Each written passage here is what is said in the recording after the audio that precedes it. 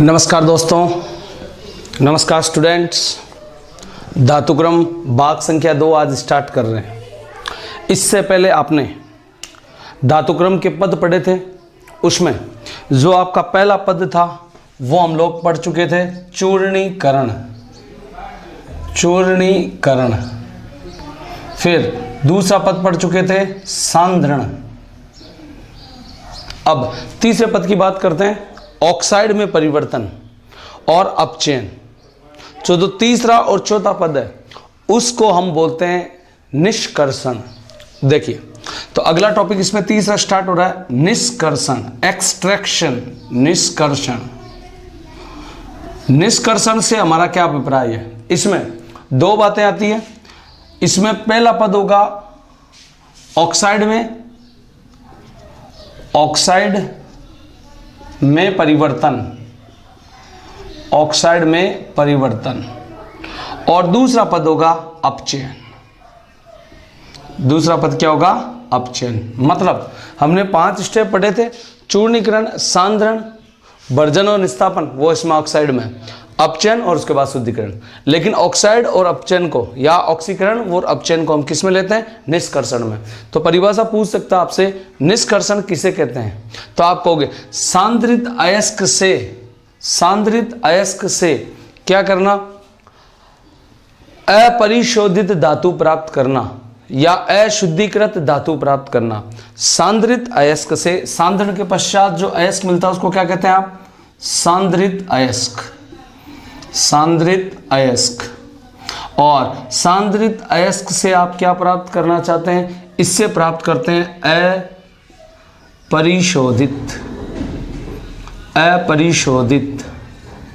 धातु या अपरिष्कृत कह दो, अपरिष्कृत धातु प्राप्त करना क्या कहलाता आपका? यह कहलाता आपका निष्कर्षण। तो क्या कहेंगे आप लोग? धातुक्रम में सांद्रित अयस्क से अपरिशोधित या यूं बोल सकते हैं अनप्योर्ड धातु प्राप्त करना का प्रक्रम क्या कहलाता है? निष्कर्षण। निष्कर्षण के दो पद, पहला सांद्रित अयस्क का ऑक्साइड में परिवर्तन और फिर किसमें? अपचयित हो जाना। तो अब मैं यहां बात कर रहा हूं किसमें? ऑक्साइड में परिवर्तन। और ऑक्साइड में परिवर्तन दो तरह से होता है, एक होगा आपके पास वर्जन और एक होगा आपके पास निस्तापन। एक होगा आपका वर्जन और एक क्या होगा? निस्तापन। आरबीसी बोर्ड का सवाल बन चुका है कि वर्जन व निस्तापन में अंतर स्पष्ट करो, किसे कहते हैं? तो देखो, ये जो निस्तापन है आपका, निस्तापन में क्या होगा? उच्च ताप होगा। उच्च ताप और O2 की कमी, ऑक्सीजन की कमी या ऑक्सीजन की अनुपस्थिति कह दो, ऑक्सीजन की अनुपस्थिति में निस्तापन होता है। जबकि इसमें उच्च ताप और ऑक्सीजन की उपस्थिति, ऑक्सीजन की उपस्थिति। निस्तापन किसे कहते हैं? किसी अयस्क को उच्च ताप व ऑक्सीजन की अनुपस्थिति में उसके गलनांक से नीचे ताप पर गर्म करना क्या कहलाता आपका? निस्तापन। और वर्जन किसे कहते हैं? उच्च ताप वायु की उपस्थिति में गलनांक से निम्न ताप पर, यह भी गलनांक से कम, यह भी गलनांक से कम। इसमें ऑक्सीजन की उपस्थिति, इसमें ऑक्सीजन की अनुपस्थिति, और दोनों में क्या होता है? उच्च ताप होता है। अगली बात, निस्तापन। दूसरा अंतर क्या बन सकता है निस्तापन में? इसमें जो अयस्क होता है उसमें कोई रासायनिक परिवर्तन नहीं होता। तो यहां पर आप कहोगे इसमें कोई रासायनिक परिवर्तन नहीं होता। निस्तापन से रासायनिक परिवर्तन नहीं होता। जबकि वर्जन से क्या होता है आपका? वर्जन से रासायनिक परिवर्तन होता है। रासायनिक परिवर्तन संभव है या परिवर्तन होता है। नेक्स्ट, निस्तापन किसका किया जाता है? निस्तापन में क्या होता है आपके पास? ऑक्साइड है, कार्बोनेट अयस्क है, जिनके पीछे ऑक्साइड हो, कार्बोनेट हो, हाइड्रोक्साइड हो, इन अयस्कों का क्या किया जाता है? निस्तापन किया जाता है। और निस्तापन के परिणाम स्वरूप क्या बाहर निकलती है? या तो CO2 या H2O, या यूं बोल दो ऑक्साइड, कार्बोनेट और हाइड्रोक्साइड की वाष्पशील अशुद्धियां निस्तापन से दूर होती है। जबकि यहां पर क्या होगा, ये किसके साथ होगा, सल्फाइड अयस्क के साथ होगा। ये किसके लिए कारगर होता है, सल्फाइड अयस्क के साथ। या यूं बोल सकते हैं अधातु तत्व जैसे फास्फोरस, जैसे कार्बन, जैसे सल्फर, तो इनकी जो अशुद्धियां होती है, इनकी जो वाष्पशील अशुद्धियां होती है वो किससे दूर होती है, भर्जन से दूर होती है। एक बात, निस्तापन और भर्जन दोनों से ही अयस्क पोरसेज हो जाता है, मतलब छिद्रित हो जाता है, तो उसमें क्या आ जाते हैं, छिद्र बन जाते हैं। तो दोनों से ही अयस्क कैसा होगा, छिद्रित हो जाएगा। दोनों से ही अयस्क कैसा होता है, छिद्रित होता है। नेक्स्ट अगली बात, जो भर्जन और निस्तापन जिस भट्टी में किया जाता है उसको बोलते हैं परावर्तनी भट्टी। भर्जन व निस्तापन दोनों के दोनों जो प्रक्रम है वो किस में किए जाएंगे, परावर्तनी भट्टी में किए जाते हैं, परावर्तनी भट्टी में। चलिए वापस देखते हैं। तो हमने धातुक्रम के विभिन्न पद देखे थे, जिसमें पहला पद था आपका क्या, चूर्णीकरण। दूसरा क्या था, सांद्रण। सांद्रण की 4 विधियां बताई थी आपको, जाग पल्लवन विधि बताई थी, गुरुत्वीय पृथक्करण विधि बताई थी, चुंबकीय पृथक्करण विधि बताई थी और रासायनिक विधि की हमने चर्चा की थी। उसके बाद आज हमने स्टडी किया है सांद्रित अयस्क से अपरिशोधित बिना शुद्ध धातु प्राप्त करना, क्रूड मेटल प्राप्त करना, क्रूड धातु प्राप्त करना, अशुद्ध धातु प्राप्त करना, क्या कहलाता है, निष्कर्षण कहलाता है। निष्कर्षण में 2 पद शामिल होते हैं, पहले वो ऑक्साइड में परिवर्तित होता है और फिर धातु का क्या होता है, अपचयन होता है। अपचयन तो थोड़ी देर बाद पढ़ेंगे, ऑक्साइड में परिवर्तन देख लेते हैं। ऑक्साइड में परिवर्तन 2 तरह से हो सकता है, कैसे कैसे, भर्जन और निस्तापन। तो पहली बात तो यही, भर्जन व निस्तापन किसे कहते हैं, अयस्क का उसके गलनांक से निम्न ताप पर, अयस्क का उसके गलनांक से निम्न ताप पर ऑक्सीजन की अनुपस्थिति में गर्म करना क्या कहलाता है, निस्तापन कहलाता है। जबकि अयस्क का उसके गलनांक से कम ताप पर ऑक्सीजन की उपस्थिति में गर्म करना क्या कहलाता है, भर्जन कहलाता है। दोनों में अंतर स्पष्ट करो, राजस्थान बोर्ड में कई बार सवाल आ चुका है। तो आप कहोगे अयस्क का उच्च ताप O2 की अनुपस्थिति, उच्च ताप ऑक्सीजन की उपस्थिति।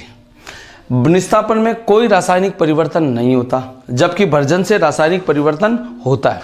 कोई भी क्लोराइड अयस्क है, सल्फाइड अयस्क है, सल्फेट अयस्क है, फास्फाइड है या कुछ भी है, वो सब ऑक्साइड में परिवर्तित हो जाते हैं। जबकि इसमें क्या होता है, ऑक्साइड है, कार्बोनेट है, हाइड्रोक्साइड है, उनसे CO2 H2O बाहर निकल जाती है। मतलब इन अयस्कों की वाष्पशील अशुद्धियां दूर होती है और इसमें अधात्मों की वाष्पशील अशुद्धियां क्या होती है, दूर होती है। नेक्स्ट अगली बात करते हैं, भर्जन और निस्तापन किस में होता है, परावर्तनी भट्टी में होता है। यह भी सवाल RBSE बोर्ड पूछ चुका है, क्या परावर्तनी भट्टी को सचित्र समझाइए। तो देखो परावर्तनी भट्टी कैसी होगी, परावर्तनी भट्टी कुछ ऐसी भट्टी होगी दोस्तों, इस तरह से, जिसका एक साइड थोड़ा ऊपर होगा और एक साइड थोड़ा नीचे होगा।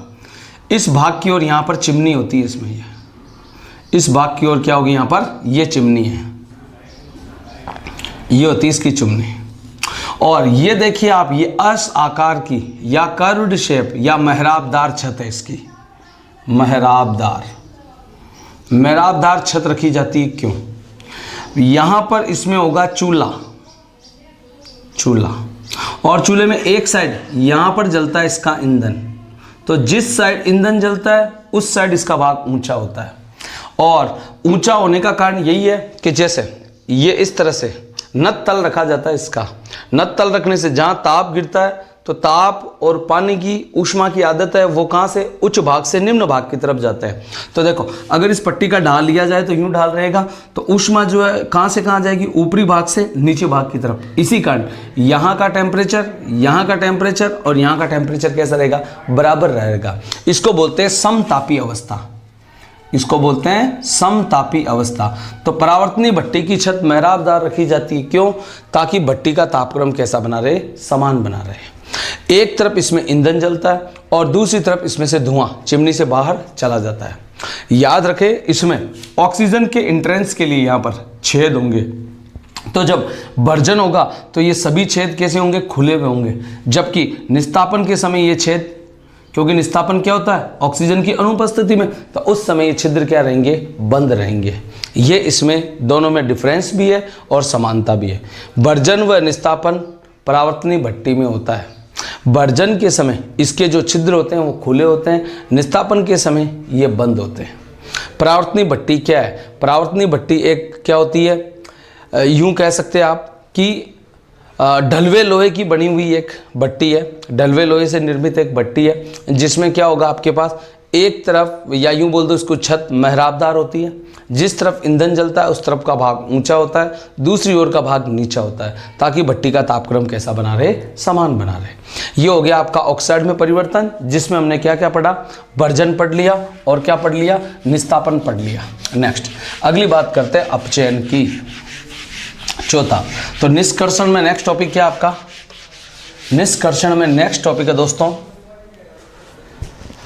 निष्कर्षण में अगला है अपचयन। अपचयन, अपचयन, अपचयन भी कई प्रकार का हो सकता है, जिसमें सबसे पहला अपचयन होता है कार्बन द्वारा अपचयन, कार्बन द्वारा अपचयन, कार्बन द्वारा अपचयन। और कार्बन द्वारा जो अपचयन होता है वो होता है वात्या भट्टी में, वो किसमें होगा, वात्या भट्टी में होगा। इस प्रक्रम को हम बोलते हैं परगलन, जो वात्या भट्टी में होता है इसको क्या बोलते हैं, स्मेल्टिंग, परगलन। ये हो गया आपका क्या, परगलन। नेक्स्ट दूसरा होता है आपके पास एल्यूमिनो ताप विधि, एल्यूमिनो ताप विधि।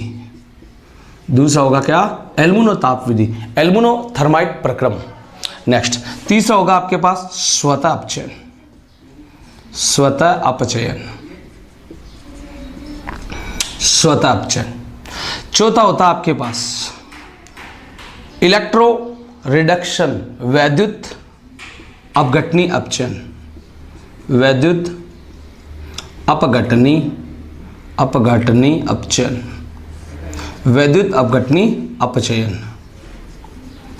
और पांचवा होता है आपके पास साइनाइड प्रक्रम, वेरी मोस्ट, कई बार परीक्षा में सवाल रह चुका है, अपचयन का ही एक प्रकार है साइनाइड प्रक्रम, साइनाइड प्रक्रम।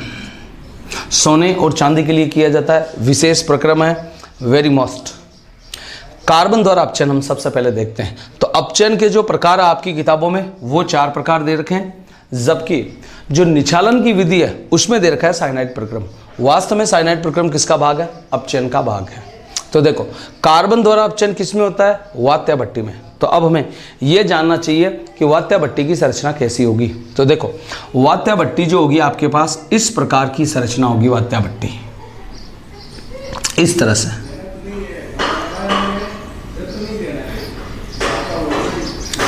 इस तरह से क्या होगा, इसका एक डायग्राम होगा वात्या भट्टी का। पूरी वात्या भट्टी लोहे के धातुक्रम में पढ़ेंगे, अभी यहां पर कॉमन बातें आपको पढ़नी है। नेक्स्ट इसमें नीचे की तरफ इधर वायु सुंडिकाएं होती है, यूं मान लो आप विंडो होती है, खिड़कियां, ये होती है आपके पास वायु सुंडिकाएं, वायु सुंडिकाएं। और इस वायु सुंडिका ये कितना होता है, नीचे के तल से 1/4 भाग पर होता है और ऊपर से ये 3/4 होती है। नेक्स्ट इसमें एक तरफ शुद्ध धातु प्राप्त होती है और एक तरफ अशुद्धि, और प्राप्त अशुद्धि को हम कहते हैं धातुमल, और एक तरफ प्राप्त होता है आपके पास शुद्ध पदार्थ, धातुमल। देखिए अब ये अशुद्धियों के प्रकार अभी 2 मिनट बाद अध्ययन करते हैं, चलो अभी कर लेते हैं इसमें। तो जो अशुद्धियां होती है, देखो दोस्तों, भर्जन और निस्तापन आपने किया था या आपने सांद्रण किया था, वहां से जो अशुद्धियां हैं वो कणिका रूप में प्राप्त होती है, उनको बोलते हैं हम भर्जन, निस्तापन या सांद्रण से प्राप्त जो अशुद्धियां होती है उनको बोलते हैं आधात्री। उनको क्या बोलोगे, आधात्री, या बोल दो उनको गैंग, या बोल दो उनको मैट्रिक्स, एक प्रकार की अशुद्धियां तो ये होती है जो कहां से आई है हमारे पास, भर्जन निस्तापन से आई है। यहां से देखो नीचे की तरफ ताप बढ़ेगा और गली हुई अशुद्धियां प्राप्त होगी, तो यहां से जो अशुद्धियां प्राप्त होगी उसको बोलते हैं स्लग धातुमल। ये होती है आपके पास क्या, धातुमल, या कह दो आप स्लग, स्लैग या स्लग, एक ये प्राप्त हो गई। डायरेक्ट पूछ सकता है धातुमल किसे कहते हैं। वात्या भट्टी से जो आपके पास कैसी गलित अशुद्धियां प्राप्त होती है उनको हम क्या कहते हैं, धातुमल, या इंग्लिश में स्लैग या स्लग कहा जाता है। जबकि वे अशुद्धियां जो कैसे कणिका में, या यूं कह सकते हो कणों के रूप में प्राप्त होती है उन्हें आप क्या कहते हैं, अधात्री, गैंग या मैट्रिक्स कहते हैं। एक और होती है अशुद्धियाँ किट रूप में प्राप्त होती है, उसको भी 2 मिनट बाद बता दूंगा अभी कि भाई किट रूप में कैसे प्राप्त हो। चलिए वापस, तो आपने क्या पढ़ा, कार्बन द्वारा अपचयन वात्या भट्टी में होता है और इस प्रक्रम को हम क्या कहते हैं, परगलन कहते हैं। पूछ सकता है परगलन किसे कहते हैं, तो आप कहोगे, क्या कहोगे, सांद्रित अयस्क का या वर्जित अयस्क का अपचयन वात्या भट्टी में उच्च ताप पर होने पर उसे क्या कहा जाता है, परगलन कहा जाता है। और एक बात और बता दूं कि ये जो आपके पास उच्च ताप पर होगा 1600 से 1800 केल्विन तक पहुंच जाएगा और इसी कारण वात्या भट्टी में जो अपचयन होता है उसको बोलते हैं उताप, पायरोमेटलर्जी। एक और नाम इसका क्या है, उताप, उताप, उताप धातुक्रम, या आप बोल सकते हैं पायरोमेटलर्जी, पायरो धातुक्रम। क्या बोल सकते हैं इसको, पायरो धातुक्रम। नेक्स्ट अगली बात करते हैं, वात्या भट्टी की संरचना कैसी होगी। तो वात्या भट्टी जो है लोहे के लिए काफ़ी ऊंची होती है, लगभग 40 से 50 फीट की, और तांबे के लिए होती है 10 से 15 फीट की। नेक्स्ट, वात्या भट्टी में ऊपर की तरफ वन वे होता है, एक मार्गी द्वार, जिसको बोलते हैं कप और कॉन। ये देखिए यहाँ पर ऐसे 2 उल्टे सीधे त्रिभुज होंगे यहाँ पर, इसको बोलते हैं हम कप व कॉन व्यवस्था, कप व कॉन व्यवस्था। ये होता है आपका कप और कॉन व्यवस्था। नेक्स्ट, जैसे जैसे नीचे की तरफ आप जाते हैं भट्टी का तापक्रम बढ़ता जाता है, 200, 400, 600, 800, 1000, 1200, 1400, 1600 और 1800 तक। ऐसे नीचे की तरफ जाने पर केल्विन कह दो चाहे आप, ठीक है, और डिग्री सेंटीग्रेड जोड़ो तो 2100 तक पहुंच जाएगा। नेक्स्ट, तो ये हो गया आपके पास क्या, यहाँ पर डिग्री सेंटीग्रेड कह दो, सॉरी केल्विन में बाद में काउंट कर लेना। 200 डिग्री, 400 डिग्री, ऐसे 1800 तक नीचे की तरफ भट्टी का तापक्रम बढ़ता जाता है। पहला सवाल तो यही बन गया कि ये भट्टी का तापक्रम क्यों बढ़ता जाता है। तो देखो, आप ऊपर से क्या डालोगे इसमें, इससे पहले क्या किया था आपने, इससे पहले ऑक्साइड में परिवर्तन किया था, मतलब वर्जन किया था और निस्तापन किया था। तो आप यहाँ पर जनरली क्या लेते हो, वर्जित अयस्क, वर्जित अयस्क ये ले लिया आपने। वर्जित अयस्क के साथ में आपने इसको जलाने के लिए क्या ले लिया, कोक या कोयला ले लिया, प्लस क्या ले लिया आपने, गालक ले लिया। ये 3 चीजों को अनुपातिक मिश्रण में मिलाते हैं, वर्जित अयस्क, कोक और गालक, या निस्तापित अयस्क कह दो, एक ही बात है। वर्जित या निस्तापित अयस्क, कोक और गालक, इसको अनुपात में मिलाते हैं। वर्जित अयस्क और निस्तापित अयस्क तो आप समझ गए कि इससे पहले किया था, कोक कोयला जलाने के लिए डालते हैं। गालक क्या है, तो देखिए गालक किसे कहते हैं, फ्लक्स कहते हैं इसको इंग्लिश में। और गालक वे पदार्थ जो अशुद्धियों से क्रिया कर अशुद्धियों को किट के रूप में, किट जैसे अपन देखते हैं घरों में जो मक्खन निकालते हैं, बिलोना करते हैं, मक्खन में जो मक्खन आपको प्राप्त हुआ है वो कैसा, आपके पास पूरी तरह से लिक्विड भी नहीं है, पूरी तरह से सॉलिड भी नहीं है, अर्ध ठोस है। वैसी अशुद्धि आपको प्राप्त हो तो उस रूप में जब अशुद्धि प्राप्त होती है तो उसको क्या बोलते हैं, हम गालक कहते हैं। तो गालक वे पदार्थ है जो अशुद्धियों को क्रिया कर अशुद्धियों को किट के रूप में क्या निकाल देते हैं, बाहर निकाल देते हैं। क्या कहलाते हैं, गालक कहलाते हैं। गालक 2 प्रकार के हैं दोस्तों, एक होता आपका अम्लीय गालक, अम्लीय गालक, और एक होता आपका क्षारीय गालक। एक होता अम्लीय गालक और दूसरा क्या होता आपका क्षारीय गालक। अम्लीय गालक ऐसे गालक जो क्षारीय अशुद्धियों को दूर करते हैं, क्या कहलाते हैं, अम्लीय गालक। क्षारीय गालक ऐसे गालक जो, अम्लीय गालक तो क्षारीय अशुद्धियों को करेगा दूर, और क्षारीय गालक किसको करेगा, अम्लीय अशुद्धियों को। खास बात है इनके उदाहरण, तो देखो क्षार में याद कर लो आप, बेटा, मांगे, कार, स्कूटर, और इन सबके क्या, ऑक्साइड, BeO, MgO, CaO के ऑक्साइड। नेक्स्ट, अम्लीय गालक V2O5, P2O5, V2O5, SiO2, P2O5, P4O10, ये सभी कैसे हैं आपके अम्लीय गालक है। जनरली 2-4 एग्जांपल याद कर लो। तो देखो वापस एक बार चर्चा कर लेते हैं। हमने स्टार्ट किया अपचयन और कार्बन द्वारा अपचयन। कार्बन द्वारा अपचयन वात्या भट्टी में होता है। वात्या भट्टी में अपचयन की प्रक्रिया प्रगलन कहलाती है। वात्या भट्टी में जब आप अपचयन करते हैं तो वहां पर तापक्रम बहुत ऊंचा रहता है, तापक्रम बहुत ज्यादा रहता है। इसी कारण इस धातुक्रम को उताप या पायरो धातुक्रम भी कहा जाता है। वात्या भट्टी में जैसे ही आप प्रगलन करते हो तो उसके लिए आपको भर्जित अयस्क या निस्तापित अयस्क, कोयला और गालक की आवश्यकता होती है। ये दो तो जानते हैं, गालक किसे कहते हैं? ऐसे पदार्थ जो अशुद्धियों से क्रिया कर अशुद्धियों को कीट के रूप में बाहर निकाल देते हैं, गालक कहलाते हैं। गालक दो प्रकार के होते हैं, एक होता है अम्लीय गालक और एक होता है क्षारीय गालक। अम्लीय गालक क्षारीय अशुद्धियों को दूर करता है, जैसे P2O5, V2O5 इत्यादि। क्षारीय गालक जो अम्लीय अशुद्धियों को दूर करता है, जैसे BeO, MgO, CaO। नेक्स्ट, अगली बात, गालक हो गए हमारे। अब अयस्क नीचे आया, नीचे की तरफ आते पे ताप बढ़ रहा है। कारण क्या है? नीचे की तरफ वायु सुंडिका है, सुंडिकाओं से वायु इंटर करेगी अंदर की तरफ, और जैसे ही वायु अंदर इंटर करेगी अयस्क जलेगा, और जलेगा तो फटाफट जलेगा, क्योंकि ऑक्सीजन की उपस्थिति में तेजी से जलता है, जिससे भट्टी का तापक्रम क्या होगा? बढ़ जाएगा। नेक्स्ट, नीचे की तरफ आने पर एक छिद्र में से अशुद्धियां बाहर आती है, जिसे धातुमल कहते हैं, और एक तरफ से शुद्ध पदार्थ बाहर आता है जो गड़ा हुआ होता है, क्योंकि इतने उच्च ताप पर गला हुआ अयस्क की क्या होगा? प्राप्त होगा। तीसरी बात, अब यहां पर ताप ऊंचा है, ये भट्टी जो है आपके पास, ये किसकी बनी होती है दोस्तों? यहाँ अग्निशय ईंटों की बनी होती है। थर्मोस्टेट ब्रिक्स अग्निशय ईंटों की बनी होती है। अब ये ईंटें क्या कर सकती है? फट सकती है, जिन्हें ठंडा रखने के लिए बाहर की तरफ क्या लगाया जाता है? वो जल टैंक लगा दिया जाता है। यहाँ पर ये जल से भरा एक टैंक होता है, ये जल का टैंक है। ये हो गया आपका जल टैंक, जिससे समय समय पर ईंटें कैसी होती रहती है? ठंडी होती रहती है। ये हो गया हमारे पास कार्बन द्वारा अपचयन। अब किन धातुओं का होता है? कम विद्युत धनी धातुओं का होता है। इससे कम विद्युत धनी, कम विद्युत धनी धातुएं। और ऐसी धातुएं कौन कौन सी है मित्रों? जैसे जिंक हो गया आपका, एसएन हो गया आपका, जिंक हो गया, एसएन हो गया, जैसे पीबी हो गया, जैसे लोहा हो गया, जैसे कॉपर हो गया। इन धातुओं का जो अपचयन है वो इससे किया जाता है।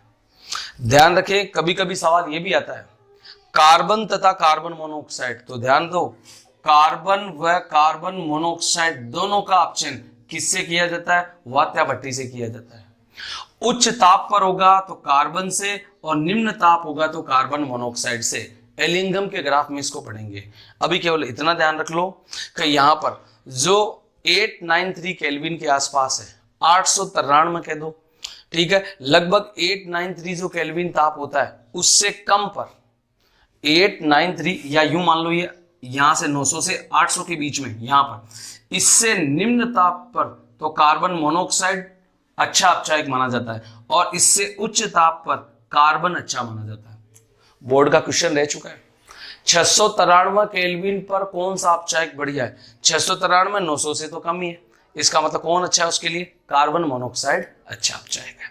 ये हमारा पहला कार्बन तथा कार्बन मोनोऑक्साइड से अपचयन पूरा। तो बताइए फर्स्ट अपचयन कौन सा था? कार्बन द्वारा अपचयन। किस में होता है? वात्या भट्टी में होता है। इस विधि को क्या कहते हैं? परगलन। उताप या पायरो क्यों कहते हैं? क्योंकि भट्टी का तापक्रम बहुत उच्च चला जाता है, लगभग 2000 केल्विन के आसपास, और इसी के कारण उसको उताप कहते हैं। नेक्स्ट, वात्या भट्टी में क्या मिलाते हो? अनुपातिक मिश्रण में, जैसे लोहे के लिए होता है 8:4:1। अनुपातिक मिश्रण में अयस्क, कोक व गालक मिलाते हैं। गालक किसे कहते हैं? वे पदार्थ जो अशुद्धियों से क्रिया कर अशुद्धियों को किट के रूप में बाहर निकाल देते हैं, क्या कहलाते हैं? गालक कहलाते हैं। दो प्रकार के, अम्लीय गालक क्षारीय अशुद्धियों को हटाते हैं, क्षारीय गालक अम्लीय अशुद्धियों को हटाते हैं। क्षारीय गालक कौन से? बेटा मांगे कार स्कूटर के ऑक्साइड, और अम्लीय गालक P2O5, V2O5, SiO2 इत्यादि। नेक्स्ट, नीचे की तरफ जाने पर भट्टी का तापक्रम बढ़ता है, क्योंकि नीचे की तरफ वायु सुंडिकाएं होती है, जिससे वायु प्रवेशित होती है, और कोयला पूर्णतः जलता है, जिससे भट्टी का ताप बढ़ जाता है। नेक्स्ट, 893 से कम ताप पर कार्बन मोनोऑक्साइड अच्छा है, जबकि उच्च ताप पर कार्बन अच्छा अपचायक है। यह एलिंगम ग्राफ से पता चलता है। नेक्स्ट, किन धातुओं का अपचयन वात्या भट्टी से होता है? कम विद्युत ऋणी धातुएं, जैसे जिंक हो सकती है, एसएन हो सकता है, पीबी हो सकता है, एफई हो सकती है, कॉपर हो सकती है, इन सभी का इससे किया जाता है। नेक्स्ट, अगर आपको पूछा जाए धातुक्रम में अशुद्धियों के प्रकार बताओ, तो सबसे पहली बात, गालक से क्रिया करके ठोस कीट निकलता है, जिसे हम क्या मतलब गालक से क्रिया करके कीट रूप में अशुद्धि बाहर निकलती है। अगली बात, सांद्रित अयस्क में या यूं कह दो वर्जन व निस्तापन में जो अशुद्धियां बाहर निकलती है वो कणिका में होती है, जिन्हें हम अधात्री गैंग या मैट्रिक्स कहते हैं। जबकि वात्या भट्टी के अंत में गली हुई अशुद्धियां बाहर आती है, जिसे आप क्या कहते हैं, धातुमल या स्लग कहा जाता है। नेक्स्ट दूसरा, एल्मुनोताप विधि। किन धातुओं का अपचन इससे किया जाता है? एल्मुनोथर्माइट प्रोसेस या गोल्डस्मिट विधि भी बोलते हैं इसको, गोल्डस्मिट विधि, गोल्डस्मिट विधि, गोल्डस्मिट विधि। किनका किया जाता है? ऐसी धातुएं जिनसे कार्बन व कार्बन मोनोऑक्साइड की बंधुता कम होती है। ऐसी धातुएं जिनकी कार्बन व कार्बन मोनोऑक्साइड से बंधुता कम होती है, उनका अपचन किससे किया जाता है? एल्मुनोताप विधि से किया जाता है। ऐसी धातुएं कौन कौन सी है? ऐसी धातुएं होगी आपके पास मन करे टी, मन करे टी के ऑक्साइड, जैसे Mn2O3, Cr2O3 और Ti2O3। इन धातुओं का अपचन किससे किया जाता है? एल्मुनोथर्माइट प्रोसेस से किया जाता है। तो पूछा जाए एल्मुनोताप विधि या इसका एक और नाम थर्माइट प्रक्रम, थर्माइट प्रक्रम या गोल्डस्मिट विधि में किन धातुओं का किया जाता है जिनका कार्बन व कार्बन मोनोऑक्साइड से बंधुता कम हो? जैसे मन करे टी, मैग्नीज, क्रोमियम और टाइटेनियम के ऑक्साइड। होता क्या है दोस्तों इसमें? देखो इसमें क्या होगा आपके पास, सबसे पहले एक तांबे का बना क्रूसिबल होता है। एल्मुनोथर्माइट प्रोसेस में क्या होता है? एक क्रूसिबल होता है, यह आपका क्रूसिबल, ठीक है। क्रूसिबल में ऊपर की तरफ फेल्सपार का ढक्कन लगा होता है यहाँ पर, जिससे ऊष्मा की हानि से बचा जा सके। ये होता है आपका फेल्सपार।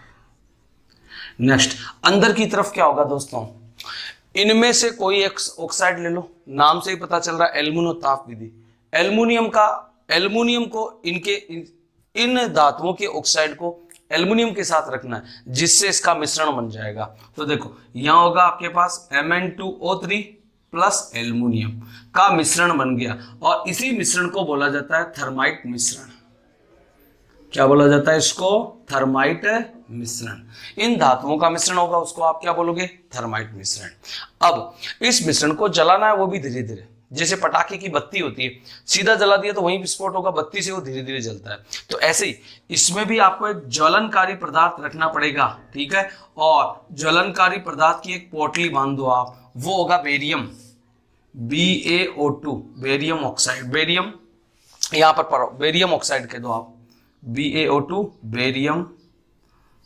बेरियम का ऑक्साइड कह दो आप, इसको हम काम में लेते हैं, बेरियम का ऑक्साइड, ठीक है। ये इसमें क्या होगा आपका? ज्वलनकारी होगा, ज्वलनकारी, ये होता है इसमें ज्वलनकारी। और इस पे क्या बांध दो आप? मैग्नीशियम का फीता लगा दो, मैग्नीशियम रिबन, ये हो गया आपका मैग्नीशियम का फीता, ताकि धीरे धीरे चले। और पूरे उपकरण को एक सैंडबाथ में, रेत से भरे पात्र में रख दो।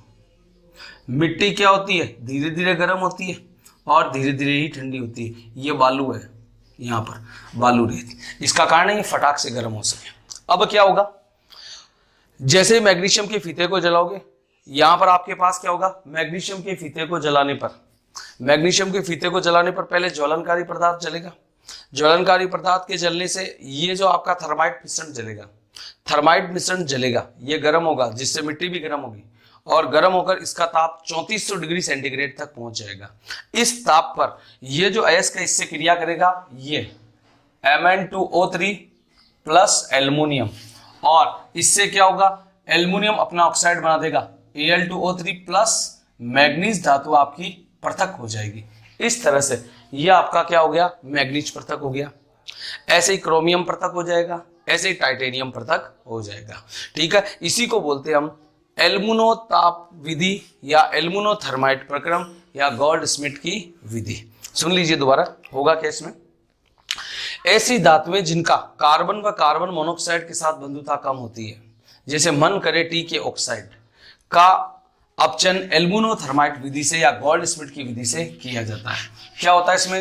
एक क्रूसिबल होता है, क्रूसिबल में थर्माइट मिश्रण लेते हैं, जिस पर ज्वलनकारी पदार्थ बेरियम पेरोक्साइड या बेरियम का ऑक्साइड रख देते हैं। नेक्स्ट, उससे मैग्नीशियम का फीता लगा देते हैं, धीरे धीरे जलता है, जलकर ज्वलनकारी पदार्थ जलेगा, भट्टी का तापक्रम बढ़ेगा, 3400 डिग्री सेंटीग्रेड हो जाएगा, जिससे जो भी ऑक्साइड है एल्युमिनियम से क्रिया कर Al2O3 बना लेगा और धातु पृथक हो जाएगी। इसको बोलते हैं हम क्या, एल्युमिनोथर्माइट प्रक्रम। नेक्स्ट, अगला आ रहा आपका स्वतः प्रक्रम। यह भी सवाल राजस्थान बोर्ड 2017-2018 में पूछ चुका है। स्वतः प्रक्रम किन धातुओं का होता है, कम सक्रिय धातुओं का होता है। इसमें हमारे कोर्स में एक ही है कॉपर, और ये बेसेमर परिवर्तक में होता है। खास बात तो एक ही इसकी अभिक्रिया है जिसको आप याद कर लीजिए अच्छे से। पहले तो कम सक्रिय धातुएं, कम सक्रिय धातुओं का अपचयन किससे होता है दोस्तों, कम सक्रिय धातुओं का अपचयन होता है स्वतः प्रक्रम से। ऐसी धातुएं कौन कौन सी है, जैसे आपकी पीबी हो गई, जैसे कॉपर हो गई और मरकरी हो गई। यह सामान्यतः जिसमें किया जाता है वो होता है बेसेमर परिवर्तक उपकरण। बेसेमर परिवर्तक में होता है, और नाम से ही काम हो रहा है स्वतः अपचयन, मतलब खुद का खुद से अपचयन। तो इसमें जो ताप होता है, उच्च ताप की आवश्यकता नहीं होती, उच्च ताप को प्रयुक्त नहीं किया जाता है, क्योंकि धातु इससे अस्थायी हो जाती है, कम सक्रिय होती है, अस्थायी हो जाती है। तो किया जाता है बेसेमर परिवर्तक, हम कॉपर के धातु क्रम में पढ़ेंगे। लेकिन अभी केवल एक रिएक्शन याद करनी है ताकि आपको पूछा जाए स्वतः अपचयन किसे कहते हैं, खुद का खुद से अपचयित हो जाना। ठीक है, जैसे यहां पर होगा आपके पास cupric oxide plus cupric sulphide, यह आपस में स्वतः अपचयित होगी कम ताप पर, स्वतः अपचयित होगी, जिससे SO2 गैस बाहर, तो इसके 2 मोल ले लो, तो यहां से 4 और 2 6, तो एक तो बन गया आपका 6Cu प्लस यहां से बाहर चलेगी SO2 गैस। इस रिएक्शन को बोलते हैं स्वतः अपचयन की रिएक्शन, और ये किसमें होती है संपन्न, बेसेमर परिवर्तक एक नाशपति के आकार की भट्टी होती है, कॉपर के धातुक्रम में उसका अध्ययन किया जाएगा। अभी आपको ध्यान रखना है स्वतः अपचयन का उदाहरण किसके लिए किया जाता है, कॉपर के लिए किया जाता है, और इससे प्राप्त ये जो तांबा है ये कहलाता है फफोलेदार तांबा। फफोलेदार तांबा इससे प्राप्त होता है। बस इतनी सी बात ध्यान रख लो। स्वतः अपचयन किसका होता है, कम सक्रिय धातुओं का, जैसे पीबी का, कॉपर का, मरकरी का। सामान्यतः बेसेमर परिवर्तक में होता है, उच्च ताप पर नहीं किया जा सकता क्योंकि अस्थायी होता है। इसकी अभिक्रिया क्यूप्रिक सल्फाइड की क्यूप्रिक ऑक्साइड से रिएक्शन होने पर SO2 गैस बाहर चली जाती है, तांबे की सतह पर फफोले उठते हैं, इसे फफोलेदार तांबा कहते हैं, जो स्वतः अपचयन का बेस्ट एग्जांपल है। नेक्स्ट, अगली बात आती है आपके पास इलेक्ट्रो धातुक्रम। इलेक्ट्रो धातुक्रम कह सकते हो उसको, या वैद्युत अपघटनीय अपचयन। वैद्युत अपघटनीय अपचयन में क्या होगा दोस्तों, तो देखो जो वैद्युत अपघटनीय अपचयन है आपका, यही तक है अपचयन, तो साइनाइड प्रक्रम तो विशेष प्रक्रम है। वैद्युत अपघटनीय जो अपचयन है इसमें क्या होगा, विद्युत की उपस्थिति में होगा। किसका होता है, अधिक सक्रिय धातुओं का। अधिक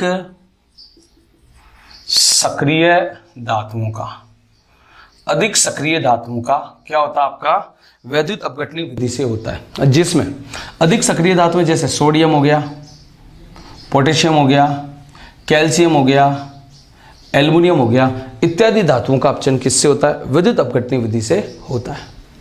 नेक्स्ट, अगली बात, इसके लिए क्या करते हैं, वैद्युत अपघटनीय अपचयन भी होता है और वैद्युत अपघटनीय शुद्धिकरण भी होता है। तो पूरी विधि तो हम शुद्धिकरण में देखते हैं, यहां तो सिर्फ 2 शब्द आपको ध्यान रखने हैं।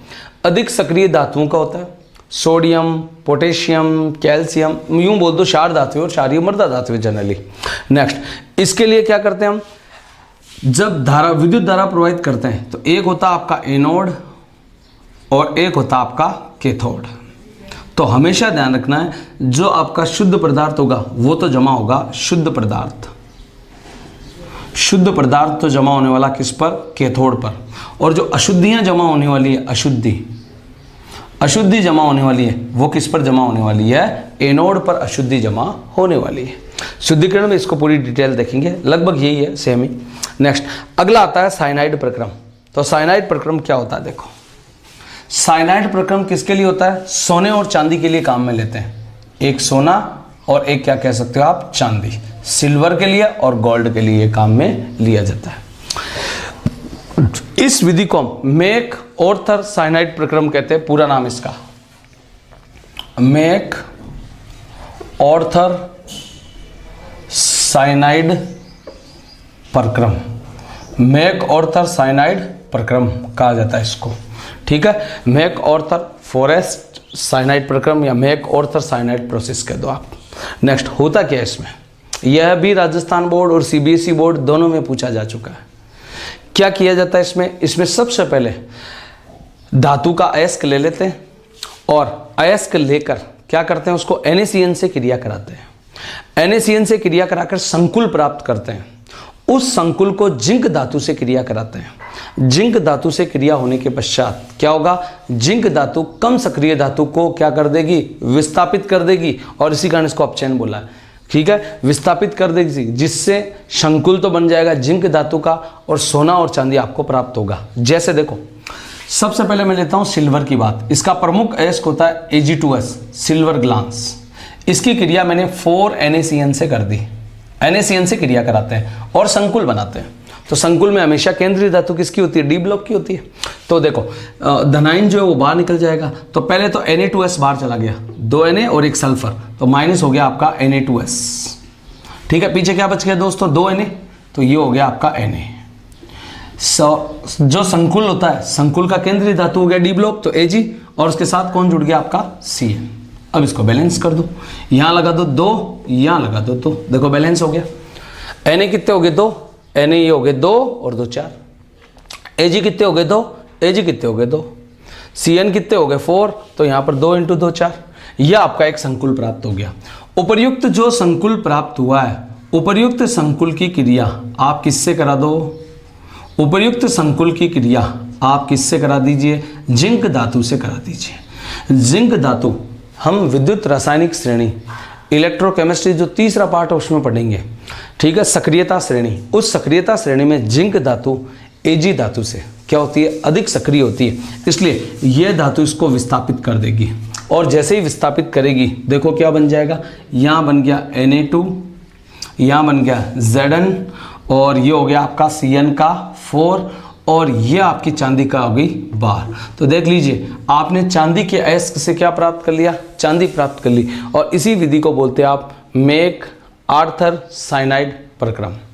यह है आपका क्या, साइनाइड प्रोसेस हो गया। तो ये आज आपका क्या हुआ दोस्तों, वर्जन हो गया, निस्तापन हो गया और अपचयन हो गया। ठीक है, नेक्स्ट राउंड में हम सोने के धातुक्रम को देखेंगे और उसके साथ शुद्धिकरण को देखेंगे। तब तक घर रहिए, सुरक्षित रहिए और अध्ययन करते रहिए। नमस्कार।